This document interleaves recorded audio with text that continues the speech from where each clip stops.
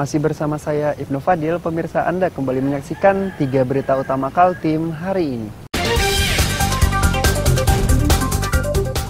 Tim SAR gabungan mengevakuasi 2 jasad di 2 lokasi dalam waktu 2 hari.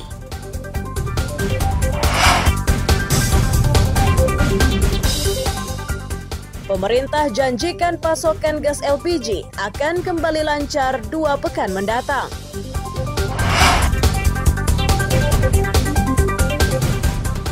Tradisi Bakudung Batiung di Kampung Tumbit Dayak, Kabupaten Berau masih lestari hingga kini.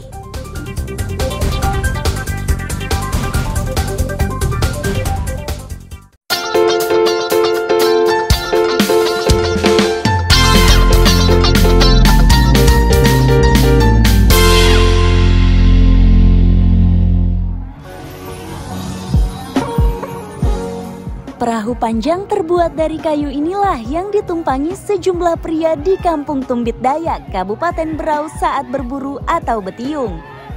Kedatangan mereka disambut gembira oleh warga.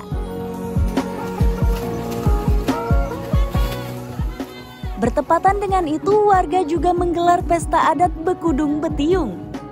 Bekudung bagi etnis Gaai adalah simbol rasa syukur kepada Tuhan Yang Maha Esa. Sedangkan betiung berarti pendewasaan laki-laki sebagai syarat untuk menikah. Pesta ini diramaikan tari hudok dan beberapa tradisi lainnya. Puncak pesta diwarnai aksi memanjat pohon sembari menyeberang dari satu pohon ke pohon lainnya dengan rotan.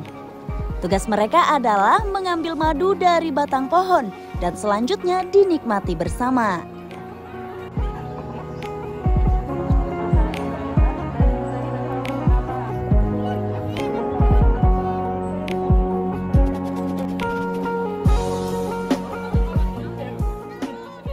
Ya kita seperti yang tadi mungkin singkatnya ya kita memberangkatkan orang yang betiung kemudian pulang ya dibawa hiburan lah istilahnya, mereka senangkan karena sudah mendapatkan apa yang menjadi harapan mereka dan mereka sudah bisa menikah dan hidup. Ya kita acara hiburan apa segala. Ini pesta penyambutannya mereka ya.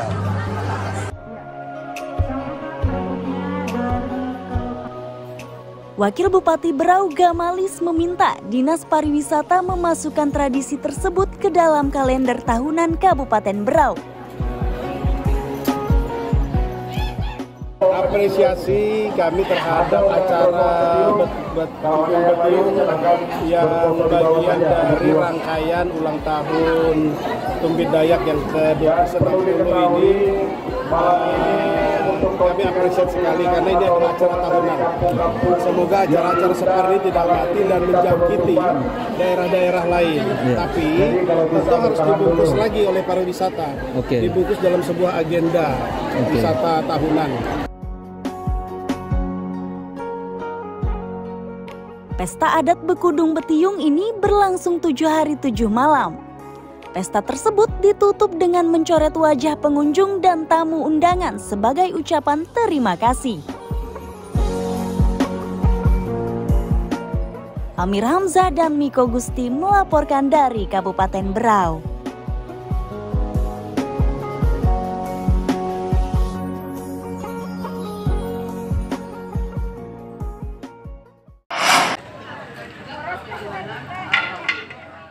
Pasar murah yang digelar di halaman kantor Dinas Ketahanan Pangan dan Pertanian Samarinda Senin siang sepi peminat.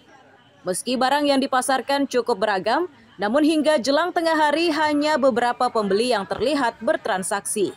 Itu pun sebagian dari kalangan pegawai negeri sipil. Mukri, penjual telur yang sudah beberapa kali mengikuti kegiatan pasar murah, mengakui sepinya pembelian mulai dirasakan pasca COVID-19. Sejauh ini tidak diketahui penyebab pasti rendahnya minat warga berbelanja di pasar murah.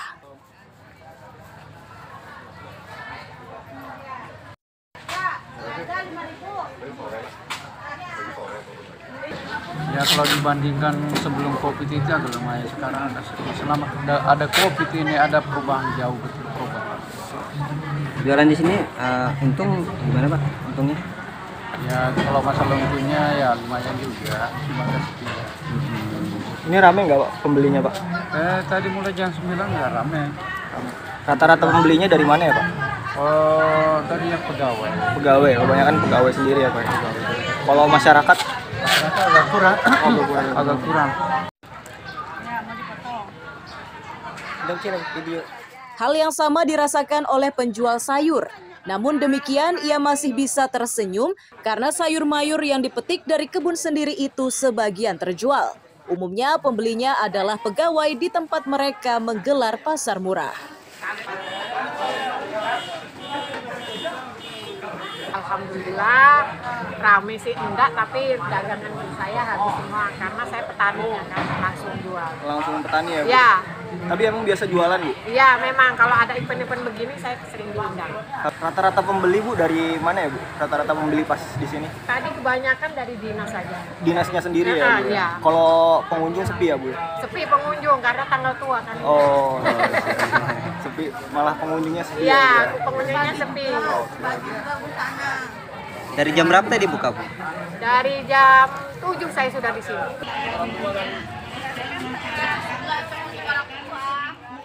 Pedagang berharap pemerintah kota membuat terobosan baru agar pasar murah kembali diminati. Salah satu strateginya adalah memberikan kemudahan kepada warga saat akan membeli kebutuhan yang diinginkan.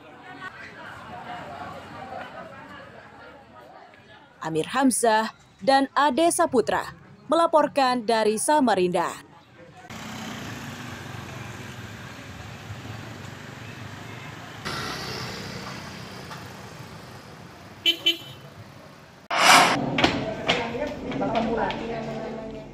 Satu demi satu relawan kemanusiaan di Samarinda mendatangi kantor Dinas Pemadam Kebakaran Senin siang. Tujuannya untuk memastikan bahwa namanya terdaftar sebagai penerima kartu jaminan keselamatan dari kantor BPJS. Suparlin, salah satu relawan kemanusiaan, menyatakan BPJS yang diberikan kali ini jenisnya jaminan untuk tenaga kerja. Itu artinya biaya perawatan dan pengobatan terhadap relawan yang mengalami insiden akan ditanggung oleh pemerintah kota. Bantuan dalam bentuk pemberian BPJS ini dinilai sangat membantu meringankan beban relawan. Langsung ada ininya kan.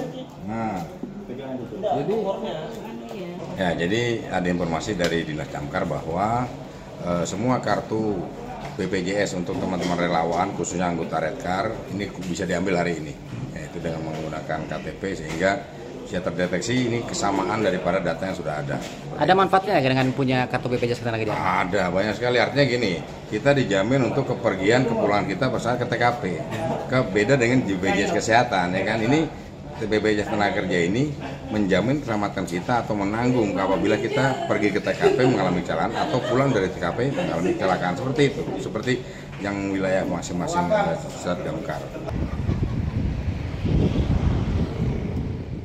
Sementara Kepala Dinas Pemadam Kebakaran memastikan jaminan kesehatan ini tidak hanya diberikan saat relawan tersebut mengalami musibah saat membantu memadamkan kebakaran. Santunan tetap akan diberikan meski insiden tersebut terjadi di rumah atau di tempat tidur.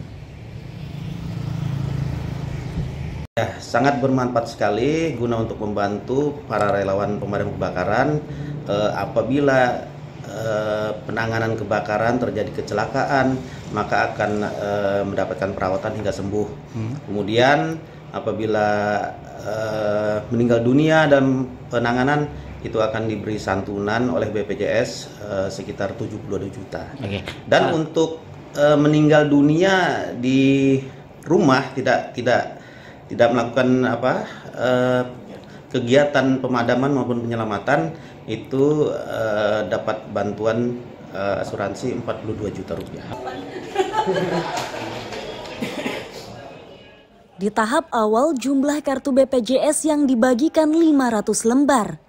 Jumlah ini dipastikan akan bertambah mengingat jumlah relawan di Samarinda mencapai 1000-an orang. Amir Hamzah dan Iswanto melaporkan dari Samarinda.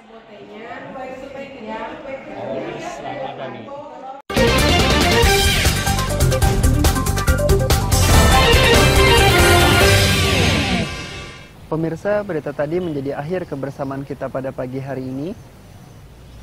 Saya Ibnu Fadil dan tim redaksi pamit undur diri. Selamat pagi, salam sejahtera, dan sampai jumpa.